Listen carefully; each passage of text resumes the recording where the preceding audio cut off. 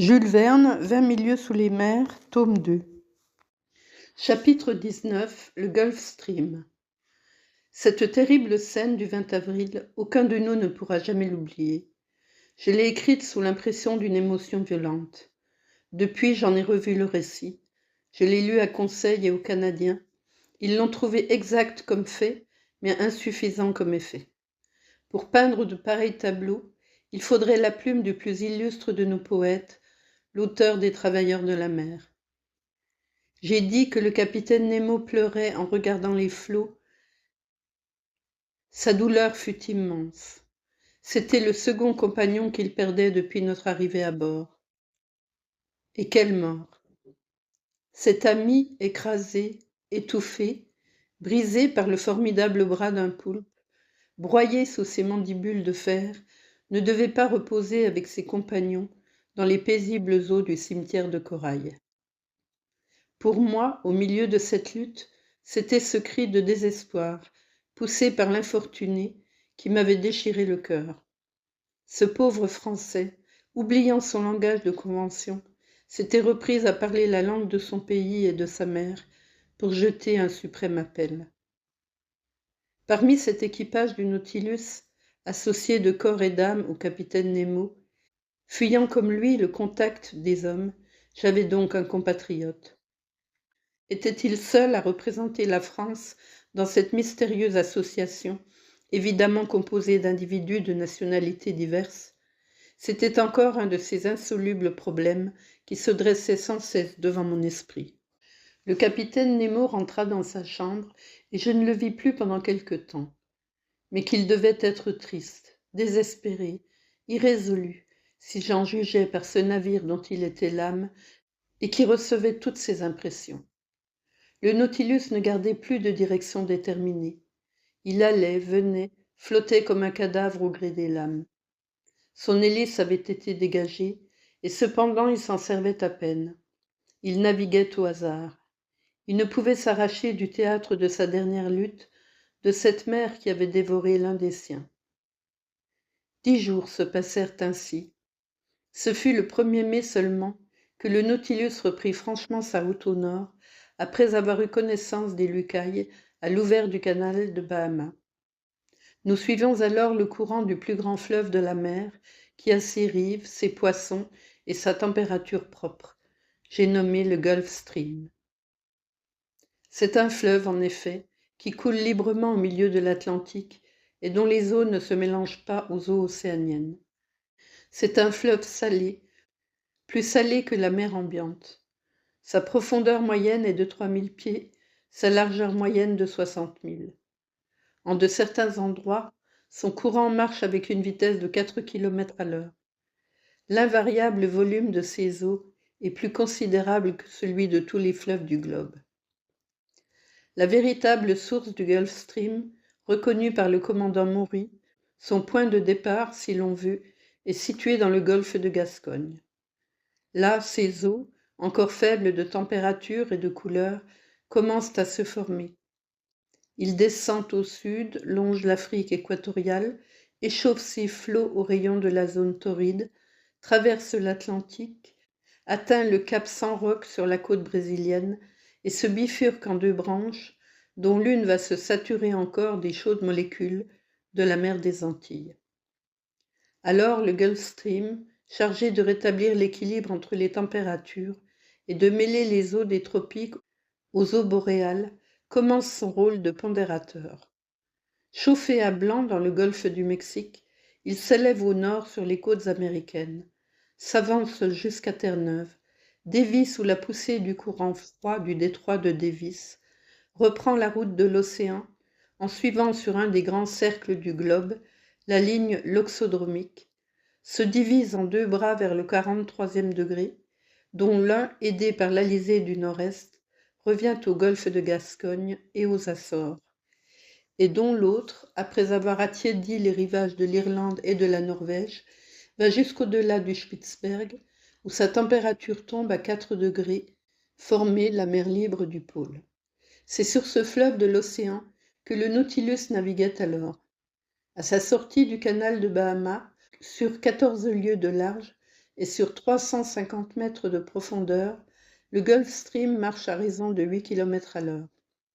Cette rapidité décroît régulièrement à mesure qu'il s'avance vers le nord, et il faut souhaiter que cette régularité persiste, car si, comme on a cru le remarquer, sa vitesse et sa direction viennent à se modifier, les climats européens seront soumis à des perturbations dont on ne saurait calculer les conséquences. Vers midi, j'étais sur la plateforme avec Conseil. Je lui faisais connaître les particularités relatives au Gulf Stream. Quand mon explication fut terminée, je l'invitai à plonger ses mains dans le courant. Conseil obéit et fut très étonné de n'éprouver aucune sensation de chaud ni de froid. Cela vient, lui dis-je, de ce que la température des eaux du Gulf Stream, en sortant du golfe du Mexique, est peu différente de celle du sang. Ce Gulf Stream est un vaste calorifère qui permet aux côtes d'Europe de se parer d'une éternelle verdure. Et s'il faut en croire Maury, la chaleur de ce courant, totalement utilisée, fournirait assez de calorique pour tenir en fusion un fleuve de fer fondu aussi grand que l'Amazone ou le Missouri. En ce moment, la vitesse du Gulf Stream était de 2,25 m par seconde. Son courant est tellement distinct de la mer ambiante que ses eaux comprimées font saillie sur l'océan et qu'un dénivellement s'opère entre elles et les eaux froides. Sombres d'ailleurs et très riches en matière saline, elles tranchent par leur pur indigo sur les flots verts qui les environnent. Telle est même la netteté de leur ligne de démarcation que le Nautilus, à la hauteur des Carolines, trancha de son éperon les flots du Gulf Stream, tandis que son hélice battait encore ceux de l'océan. Ce courant entraînait avec lui tout un monde d'êtres vivants. Les argonautes, si communs dans la Méditerranée, y voyageaient par troupes nombreuses. Parmi les cartilagineux, les plus remarquables étaient des raies, dont la queue très déliée formait à peu près le tiers du corps, et qui figuraient de vastes losanges longs de 25 pieds. Puis de petits squales d'1 mètre, à tête grande, à museau court et arrondi, à dents pointues, disposées sur plusieurs rangs, et dont le corps paraissait couvert d'écailles. Parmi les poissons osseux, je notai des labres grisons, particuliers à ces mers, des sparcinagres dont l'iris brillait comme un feu, des cyènes longues d'1 mètre, à large gueule, hérissées de petites dents, qui faisaient entendre un léger cri, des centronotes nègres dont j'ai déjà parlé, des coryphènes bleus relevés d'or et d'argent, des perroquets, vrais arc-en-ciel de l'océan, qui peuvent rivaliser de couleurs avec les plus beaux oiseaux des tropiques, des blémibosquiens à tête triangulaire, des rhombes bleuâtres dépourvus d'écailles, des batrachoïdes recouverts d'une bande jaune et transversale qui figure un T grec, des fourmillements de petits gobibots pointillés de taches brunes, des diptérodons à tête argentée et à queue jaune, divers échantillons de salmones, des mugilomores, sveltes de taille, brillants d'un éclat doux, que lacépède a consacré à l'aimable compagne de sa vie, enfin un beau poisson, le chevalier américain, qui, décoré de tous les ordres et chamarré de tous les rubans, fréquente les rivages de cette grande nation où les ordres sont si médiocrement estimés. J'ajouterai que pendant la nuit, les eaux phosphorescentes du Gulf Stream rivalisaient avec l'éclat électrique de notre fanal, surtout par ces temps orageux qui nous menaçaient fréquemment. Le 8 mai, nous étions encore en travers du cap Hatteras, à la hauteur de la Caroline du Nord. La largeur du Gulf Stream est là de 75 milles et sa profondeur de 210 mètres. Le Nautilus continuait d'errer à l'aventure. Toute surveillance semblait bannie du bord.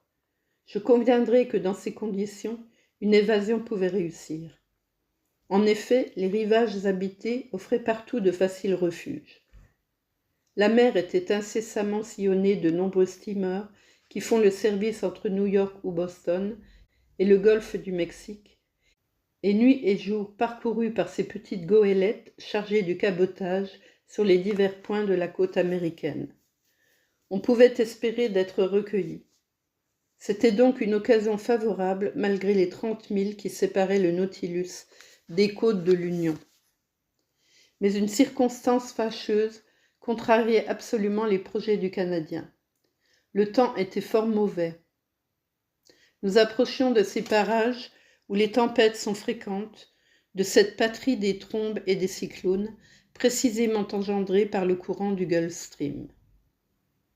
Affronter une mer souvent démontée sur un frêle canot, c'était courir à une perte certaine.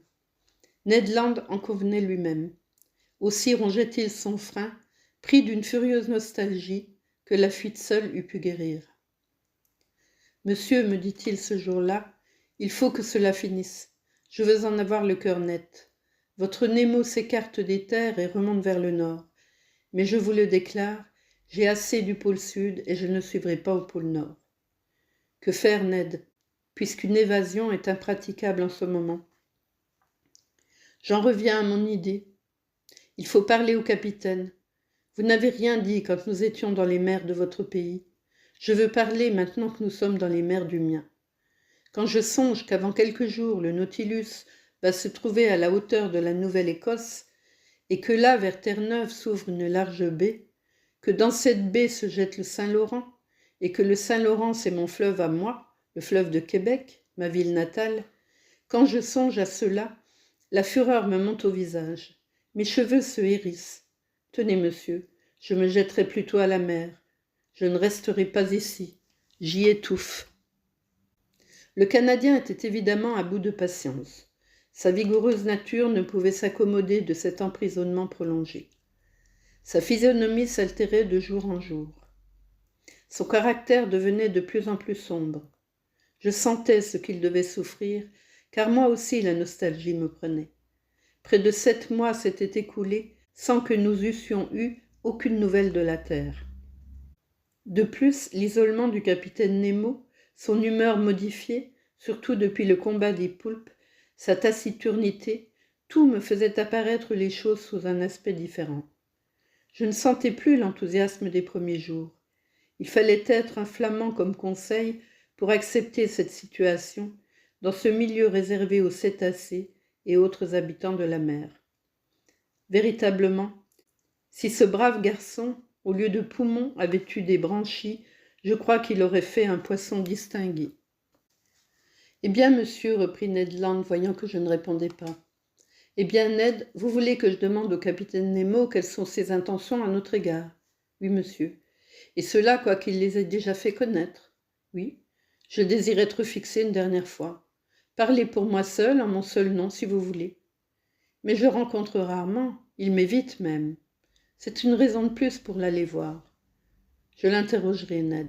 « Quand ?» demanda le Canadien en insistant. « Quand je le rencontrerai. »« Monsieur Aronnax, voulez-vous que j'aille le trouver, moi ? » ?»« Non, laissez-moi faire. Demain, aujourd'hui, dit Ned Land. »« Soit, aujourd'hui je le verrai, répondis-je au Canadien, qui en agissant lui-même eût certainement tout compromis. Je restai seul, la demande décidée, je résolus d'en finir immédiatement. J'aime mieux chose faite que chose à faire. Je rentrai dans ma chambre. De là, j'entendis marcher dans celle du capitaine Nemo. Il ne fallait pas laisser échapper cette occasion de le rencontrer. Je frappai à sa porte, je n'obtins pas de réponse. Je frappai de nouveau, puis je tournai le bouton. La porte s'ouvrit. J'entrai. Le capitaine était là. Courbé sur sa table de travail, il ne m'avait pas entendu. Résolu à ne pas sortir sans l'avoir interrogé, je m'approchai de lui. Il releva la tête brusquement, fronça les sourcils et me dit d'un ton assez rude : « Vous ici, que me voulez-vous ? Vous parlez, capitaine. »« Mais je suis occupé, monsieur, je travaille. Cette liberté que je vous laisse de vous isoler, ne puis-je l'avoir pour moi ?» La réception était peu encourageante, mais j'étais décidé à tout entendre pour tout répondre. « Monsieur, dis-je froidement, j'ai à vous parler d'une affaire qui ne m'est pas permis de retarder. »« Laquelle, monsieur ? Répondit-il ironiquement. Avez-vous fait quelque découverte qui m'est échappée ? La mer vous a-t-elle livré de nouveaux secrets ? » Nous étions loin de compte. Mais avant que j'eusse répondu, me montrant un manuscrit ouvert sur sa table, il me dit d'un ton plus grave : « Voici, monsieur Aronnax, un manuscrit écrit en plusieurs langues. Il contient le résumé de mes études sur la mer, et s'il plaît à Dieu, il ne périra pas avec moi.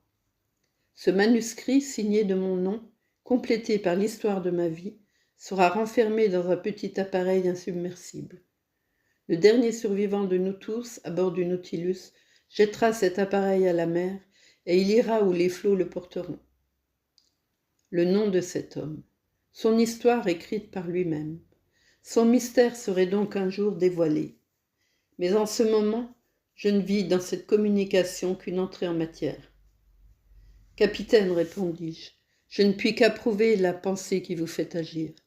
Il ne faut pas que le fruit de vos études soit perdu. Mais le moyen que vous employez me paraît primitif. Qui sait où les vents pousseront cet appareil? En quelles mains il tombera? Ne sauriez-vous trouver mieux? Vous ou l'un des vôtres ne peut-il... Jamais, monsieur, dit vivement le capitaine en m'interrompant.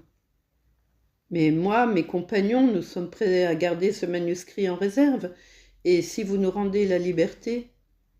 La liberté, fit le capitaine Nemo en se levant. Oui, monsieur, et c'est à ce sujet que je voulais vous interroger. Depuis 7 mois, nous sommes à votre bord, et je vous demande aujourd'hui, au nom de mes compagnons comme au mien, si votre intention est de nous y garder toujours. Monsieur Aronnax, dit le capitaine Nemo, je vous répondrai aujourd'hui ce que je vous ai répondu il y a 7 mois. Qui entre dans le Nautilus ne doit plus le quitter. C'est l'esclavage même que vous nous imposez. Donnez-lui le nom qu'il vous plaira. Mais partout l'esclave garde le droit de recouvrer sa liberté. Quels que soient les moyens qui s'offrent à lui, il peut les croire bons. Ce droit, répondit le capitaine Nemo, qui vous le dénie? Ai-je jamais pensé à vous enchaîner par un serment? Le capitaine me regardait en se croisant les bras. Monsieur, lui dis-je, revenir une seconde fois sur ce sujet ne serait ni de votre goût ni du mien. Mais puisque nous l'avons entamé, épuisons-le. Je vous le répète, ce n'est pas seulement de ma personne qu'il s'agit. Pour moi, l'étude est un secours, une diversion puissante, un entraînement, une passion qui peut me faire tout oublier. Comme vous, je suis homme à vivre ignoré, obscur, dans le fragile espoir de léguer un jour à l'avenir le résultat de mes travaux, au moyen d'un appareil hypothétique confié au hasard des flots et des vents. En un mot, je puis vous admirer, vous suivre sans déplaisir, dans un rôle que je comprends sur certains points. Mais il est encore d'autres aspects de votre vie qui me la font entrevoir entourée de complications et de mystères auxquels seuls ici, mes compagnons et moi, nous n'avons aucune part. Et même quand notre cœur a pu battre pour vous, ému par quelques-unes de vos douleurs ou remué par vos actes de génie ou de courage, nous avons dû refouler en nous jusqu'au plus petit témoignage de cette sympathie que fait naître la vue de ce qui est beau et bon, que cela vienne de l'ami ou de l'ennemi. Eh bien, c'est ce sentiment que nous sommes étrangers à tout ce qui vous touche, qui fait de notre position quelque chose d'inacceptable, d'impossible, même pour moi, mais d'impossible pour Ned Land surtout. Tout homme, par cela seul qu'il est homme, vaut qu'on songe à lui. Vous êtes-vous demandé ce que l'amour de la liberté, la haine de l'esclavage pouvaient faire naître de projets de vengeance dans une nature comme celle du Canadien, ce qu'il pouvait penser, tenter, essayer? Je m'étais tue. Le capitaine Nemo se leva. Que Ned Land pense, tente, essaie tout ce qu'il voudra, que m'importe. Ce n'est pas moi qui l'ai été chercher. Ce n'est pas pour mon plaisir que je le garde à mon bord. Quant à vous, monsieur Aronnax, vous êtes de ceux qui peuvent tout comprendre, même le silence. Je n'ai rien de plus à vous répondre. Que cette première fois où vous venez de traiter ce sujet soit aussi la dernière, car une seconde fois je ne pourrai même pas vous écouter. Je me retirai. À compter de ce jour, notre situation fut très tendue. Je rapportai ma conversation à mes 2 compagnons. Nous savons maintenant, dit Ned, qu'il n'y a rien à attendre de cet homme. Le Nautilus se rapproche de Long Island. Nous fuirons quel que soit le temps. Mais le ciel devenait de plus en plus menaçant. Des symptômes d'ouragan se manifestaient. L'atmosphère se faisait blanchâtre et laiteuse. Aux cirrus à gerbes déliées succédaient à l'horizon des couches de nimbocumulus. D'autres nuages bas fuyaient rapidement. La mer grossissait et se gonflait en longues houles. Les oiseaux disparaissaient, à l'exception des satanicles, amis des tempêtes. Le baromètre baissait notablement et indiquait dans l'air une extrême tension des vapeurs. Le mélange du Sturmglas se décomposait sous l'influence de l'électricité qui saturait l'atmosphère. La lutte des éléments était prochaine. La tempête éclata dans la journée du 18 mai, précisément lorsque le Nautilus flottait à la hauteur de Long Island, à quelques milles des passes de New York. Je puis décrire cette lutte des éléments, car au lieu de la fuir dans les profondeurs de la mer, le capitaine Nemo, par un inexplicable caprice, voulut la braver à sa surface. Le vent soufflait du sud-ouest, d'abord en grand frais, c'est-à-dire avec une vitesse de 15 mètres à la seconde, qui fut porté à 25 mètres vers 3 heures du soir. C'est le chiffre des tempêtes. Le capitaine Nemo, inébranlable sous les rafales, avait pris place sur la plateforme. Il s'était amarré à mi-corps pour résister aux vagues monstrueuses qui déferlaient. Je m'y étais hissé et attaché aussi, partageant mon admiration entre cette tempête et cet homme incomparable qui lui tenait tête. La mer démontée était balayée par de grandes loques de nuages qui trempaient dans les flots. Je ne voyais plus aucune de ces petites lames intermédiaires qui se forment au fond des grands creux. Rien que de longues ondulations fuligineuses dont la crête ne déferle pas tant elles sont compactes. Leur hauteur s'accroissait. Elles s'excitaient entre elles. Le Nautilus, tantôt couché sur le côté, tantôt dressé comme un mât, roulait et tanguait épouvantablement. Vers 5 heures, une pluie torrentielle tomba qui n'abattit ni le vent ni la mer. L'ouragan se déchaîna avec une vitesse de 45 mètres à la seconde, soit près de 40 lieues à l'heure. C'est dans ces conditions qu'il renverse des maisons, qu'il enfonce des tuiles de toit dans des portes, qu'il rompt des grilles de fer, qu'il déplace des canons de 24. Et pourtant, le Nautilus, au milieu de la tourmente, justifiait cette parole d'un savant ingénieur. Il n'y a pas de coque bien construite qui ne puisse défier la mer.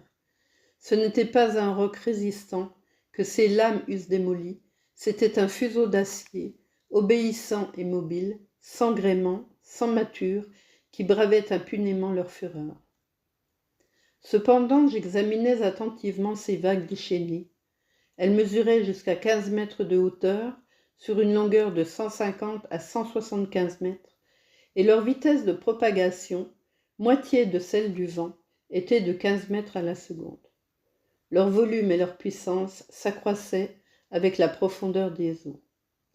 Je compris alors le rôle de ces lames qui emprisonnent l'air dans leurs flancs et le refoulent au fond des mers, où elles portent la vie avec l'oxygène.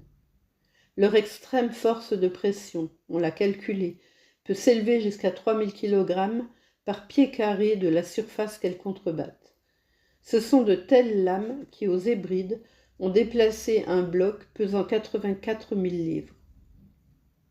Ce sont elles qui, dans la tempête du 23 décembre 1864, après avoir renversé une partie de la ville de Yedo, au Japon, faisant 700 km à l'heure, allèrent se briser le même jour sur les rivages de l'Amérique.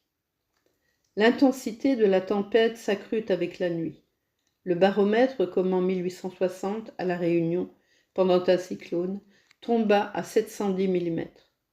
À la chute du jour, je vis passer à l'horizon un grand navire qui luttait péniblement. Il capeyait sous petite vapeur pour se maintenir debout à la lame. Ce devait être un des steamers des lignes de New York à Liverpool ou au Havre. Il disparut bientôt dans l'ombre. À 10 heures du soir, le ciel était en feu. L'atmosphère fut zébrée d'éclairs violents. Je ne pouvais en supporter l'éclat, tandis que le capitaine Nemo, les regardant en face, semblait aspirer en lui l'âme de la tempête. Un bruit terrible emplissait les airs, bruit complexe, fait des hurlements des vagues écrasées, des mugissements du vent, des éclats du tonnerre. Le vent sautait à tous les points de l'horizon, et le cyclone, partant de l'est, y revenait en passant par le nord, l'ouest et le sud, en sens inverse des tempêtes tournantes de l'hémisphère austral. Ah, ce Gulf Stream, il justifiait bien son nom de roi des tempêtes. C'est lui qui crée ces formidables cyclones par la différence de température des couches d'air superposées à ses courants. À la pluie avait succédé une averse de feu. Les gouttelettes d'eau se changeaient en aigrettes fulminantes. On eût dit que le capitaine Nemo, voulant une mort digne de lui, cherchait à se faire foudroyer. Dans un effroyable mouvement de tangage, le Nautilus dressa en l'air son éperon d'acier, comme la tige d'un paratonnerre, et j'en vis jaillir de longues étincelles. Brisé, à bout de force, je me coulai à plat ventre vers le panneau. Je l'ouvris et je redescendis au salon. L'orage atteignait alors son maximum d'intensité. Il était impossible de se tenir debout à l'intérieur du Nautilus. Le capitaine Nemo rentra vers minuit. J'entendis les réservoirs se remplir peu à peu et le Nautilus s'enfonça doucement au-dessous de la surface des flots. Par les vitres ouvertes du salon, je vis de grands poissons effarés qui passaient comme des fantômes dans les eaux en feu. Quelques-uns furent foudroyés sous mes yeux. Le Nautilus descendait toujours. Je pensais qu'il retrouverait le calme à une profondeur de 15 mètres. Non, les couches supérieures étaient trop violemment agitées. Il fallut aller chercher le repos jusqu'à 50 mètres dans les entrailles de la mer. Mais là, quelle tranquillité, quel silence, quel milieu paisible. Qui eût dit qu'un ouragan terrible se déchaînait alors à la surface de cet océan ?